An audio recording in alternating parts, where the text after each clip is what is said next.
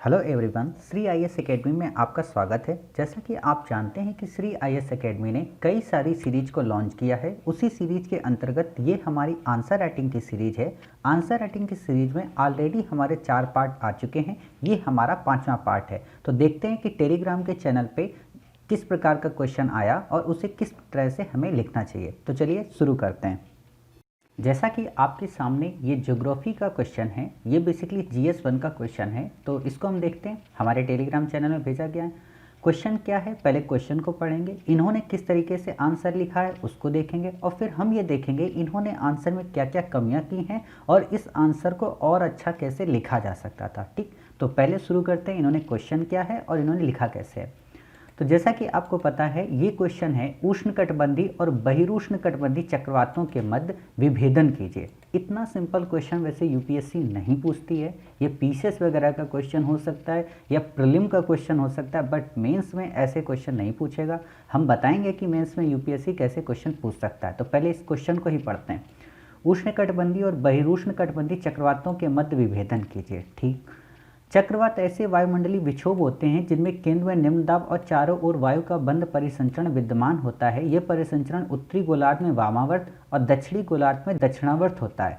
चक्रवात के प्रकार बहिरुष्णकटिबंधीय चक्रवात और उष्णकटिबंधीय चक्रवात, दोनों में निम्नलिखित अंतर हैं। उष्णकटिबंधीय चक्रवात कौन कौन से और बहिरुष्णकटिबंधीय चक्रवात।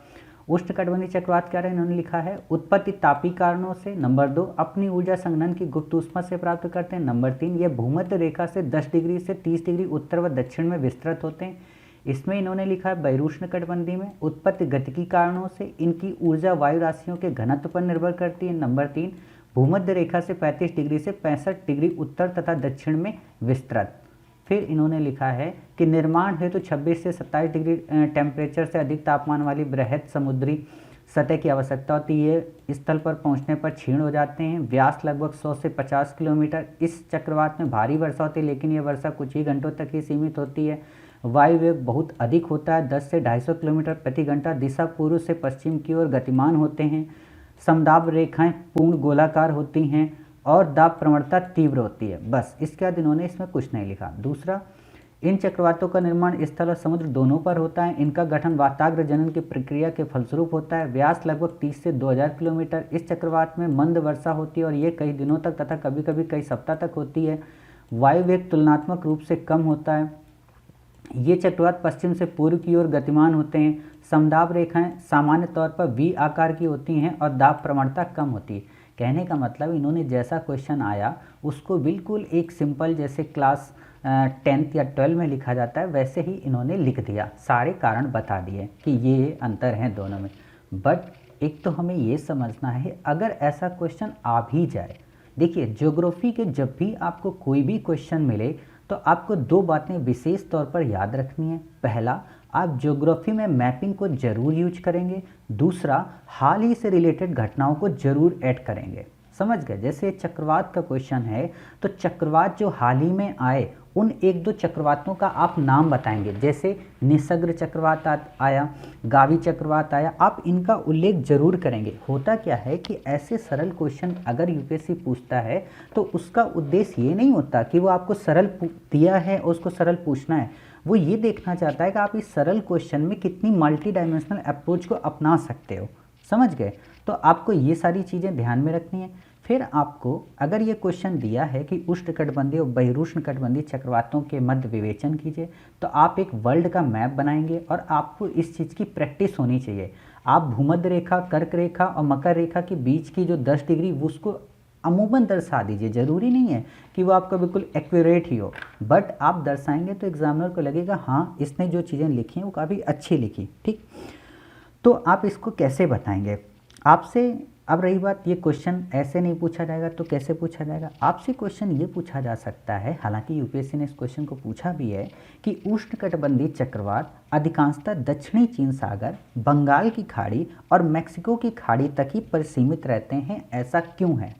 तो ये क्वेश्चन है, ऐसे क्वेश्चन को यूपीएससी पूछती है। उम्मीद है आप में से अगर कोई व्यक्ति ऐसा क्वेश्चन लिखेगा तो मैं इसका भी आंसर दूंगा, बट मुझे बताने का पर्पज़ ये है कि क्वेश्चन आपके ऐसे आएंगे जैसा मैंने अभी बताया। फिर से एक बार सुनिए, उष्णकटिबंधीय चक्रवात अधिकांशतः दक्षिणी चीन सागर बंगाल की खाड़ी और मैक्सिको की खाड़ी तक ही परिसीमित रहते हैं, ऐसा क्यों है। ठीक, अब अगर आप ऐसा क्वेश्चन लिखते भी हो, मान लो आपने इसका कुछ आंसर लिखने का प्रयास किया भी है, तो आप एक काम ये करिए कि आप डायरेक्ट आंसर को शुरू करिए और जब भी आप लिखें तो एक साथ मिक्स करके ही आप अंतर को लिखें। जैसे आप ये लिख सकते हो कि उष्णकटिबंधीय चक्रवात आक्रामक तूफान है जिनकी उत्पत्ति उष्णकटिबंधीय क्षेत्रों के महासागरों पर होती है और ये तटीय क्षेत्रों की तरफ गतिमान होते हैं। और जब आप बहिरुष्णकटिबंधीय चक्रवात के बारे में लिखोगे तब आप उसको चेंज कर दो, आप वहाँ बता सकते हो। तो वहीं ये जो बहिरुष्णकटिबंधीय चक्रवात हैं वो चक्रवाती वायु प्रणालियाँ होती जो उष्णकटिबंध से दूर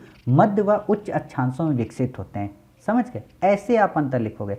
फिर आप लिखोगे कि ये चीज़ें होती हैं, आप ये भी दिखा सकते हो कि ये तटीय क्षेत्र। और एक काम और कर सकते हो, अगर हो सके तो आप इसमें जो मैप बनाओगे वो बनाओगे ही, उष्णकटिबंधीय चक्रवात का भी मैप बना दो कि सेंट्रल में आई कैसी दिखती है, और आप बहिरुष्णकटिबंधीय चक्रवात भी बना दो।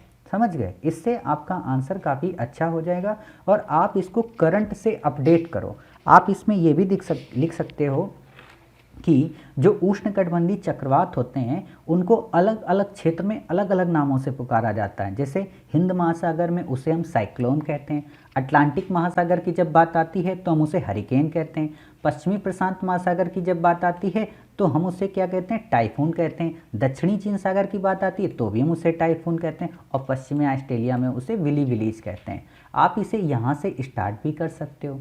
आप इतना सिंपल आंसर मत लिखिए, क्योंकि एक तो जैसे आपने इसमें कई सारे नंबर्स डाल दिए, ये नंबर आपको उतने वहाँ एग्ज़ाम हॉल में याद नहीं रहेंगे कि इतने डिग्री सेल्सियस का ये तापमान चाहिए। लगभग में आप हमेशा यूज किया करिए 100 से 50-500 किलोमीटर तक की रेंज। ये चीज़ें आप एक साथ लिखिए कि उष्णकटिबंधीय चक्रवातों का व्यास 100 से 500 किलोमीटर के आसपास होता है, तो वहीं बहिरुष्णकटिबंधीय का चक्रवात 300 से 2000 किलोमीटर तक का व्यास होता है। ठीक, उष्णकटिबंधीय चक्रवात में भारी वर्षा होती है, लेकिन जो बहिरुष्णकटिबंधीय चक्रवात होते हैं उनमें मंद वर्षा होती है। उष्णकटिबंधीय चक्रवातों की जो वर्षा होती है वो कुछ ही घंटों तक सीमित होती है, जबकि बहिरुष्णकटिबंधीय चक्रवातों की वर्षा कई सप्ताह तक चलती रहती है। हाल ही के दिनों में कई सारे उष्णकटिबंधीय चक्रवातों ने न केवल भारत में बल्कि विश्व के कई भागों में प्रभावित किया है लोगों के जनजीवन को, जिसके अंतर्गत हम देख सकते हैं। आप नाम बता सकते हो कि वर्धा, निवार, एम्फान, निसर्ग, गति, बुरेवी आदि कई सारे आप नाम बता सकते हो।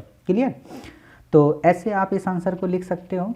उम्मीद है कि आपको ये आंसर समझ में आया होगा। आपकी ये जानकारी अच्छी है, फैक्ट अच्छे हैं, आपने नॉलेज अच्छा डाला, बट इसमें थोड़ा इनोवेटिव करो। जैसे कि आप में से कुछ लोग कुकिंग को जब देखेंगे, मास्टर शेफ जो होते हैं उनको जब डिश दी जाती है ना कोई बनाने को कि साहब आप ये केक बनाइए, तो वो केक तो बनाते हैं बट उसमें उनके केक और बाकी लोगों के केक टेस्ट में एक ही होते हैं। उनका जो डेकोरेशन होता है वो काफ़ी अच्छा होता है। अब अगर आप यहाँ पे एक मैप यूज कर दो, आप यहाँ पे चक्रवात के बारे में बता दो और इस जगह पे आप क्या करो, मैप को यूज कर दो। इस जगह पे आप यहाँ पे एक मैप बना दो कि भाई साहब ये मैप है, ऐसे ऐसे करके आप मैप बना दो इंडिया का, और यहाँ पे बता दो कैसे यहाँ पे ये चक्रवात आया, वो चक्रवात आया।